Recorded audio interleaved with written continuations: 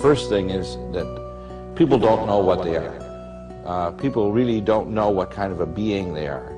And because of that, which is in many cases kept purposely away from them, they're manipulated. For example, if you didn't know you were a bird, you'd obviously not try to fly. Yep. Right? Good analogy. The other thing is I try to teach them is that everything that they have learned in the past has been pre-digested and presented to them. So they really don't understand the nature of the universe they live in. Yeah. They don't even know what, quote, reality is.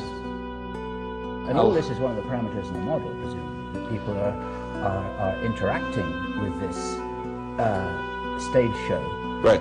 With a very limited amount of information at their disposal with which to react and make appropriate judgments. Right. So what I try to do is I try to stretch them beyond that. And one of the things that I try to do is there's no such thing as a sacred cow. Whether it's a political view, a religious view, a scientific view, it has to be, trust but verify. Ronald Reagan, before he had too many aspartame jelly beans. The idea is that eventually you'll get enough evidence and enough logical things that you have what I call the two witnesses. It has to not assault your intellect, the information, and it also has to ring with your spirit. And just in the same way that when you're about to hit a vehicle in your car or you're about to fall because you've slipped on the ice, a muscle becomes spastic. In order to what? To prop you up so that you don't completely fall. So in consciousness there was this reaction. You have to think of consciousness or the ego in this term. It's not a very good metaphor, but it'll do. In order to offset total collapse, the ego was born. And you see this story actually in the first two cards of the major arcana of the tarot.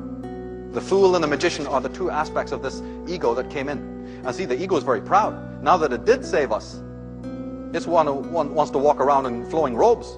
It's going, give me complete obedience. Hey, I saved your ass. The ego has done a great deal of job, a great deal of work. Now it's the center of consciousness, so to speak. And it's very limited. It's like a sort of an officious office manager. Well, of course it's going to be like that. The executives are out to lunch. The spirit is not with us. So who's running the corporation? The janitor. It's like the guy at the lodge house now thinks he's the lord of the manor. The butler is trying on the clothes of the master when he's away. That's the predicament that we're in right now. This is right out of the Science Journal, and this is backbone here, this protein in green, it's the same one that's in yellow. And in this case, this is a protein that causes muscle contraction in your body.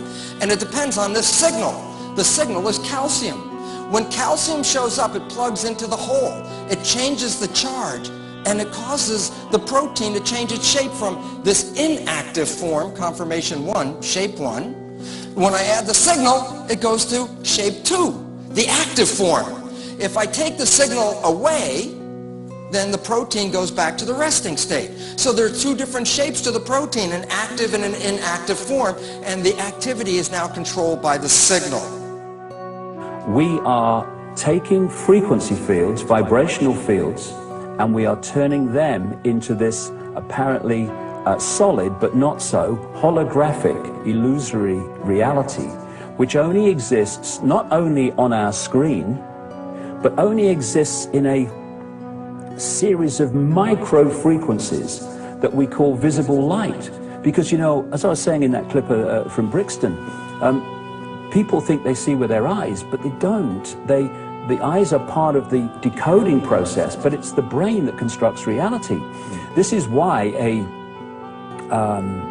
hypnotist can intervene in the decoding process by implanting the belief. Belief is a program. It makes the brain decode reality in accordance with the belief. This is why religious beliefs, political beliefs, scientific beliefs, all these cultural beliefs are so powerful in imprisoning people in this false reality and these belief systems, these prison cells.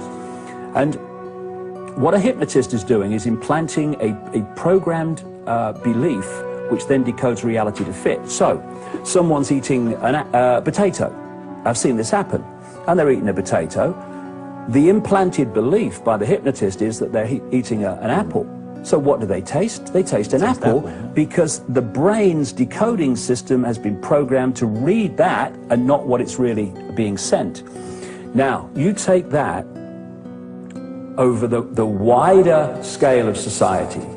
you take it on board that behind the politicians and the banking system and the transnational corporations and all these people, the military and the media at ownership level, are a network of interbreeding families that go back to the ancient world.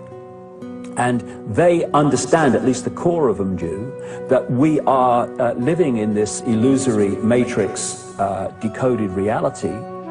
And the mass of the people are told from cradle to grave that this is all real, this is all solid, and there is an out there world which actually only exists in here, which actually only exists in here, which actually only exists in here, which actually only exists in here, which actually only exists in here.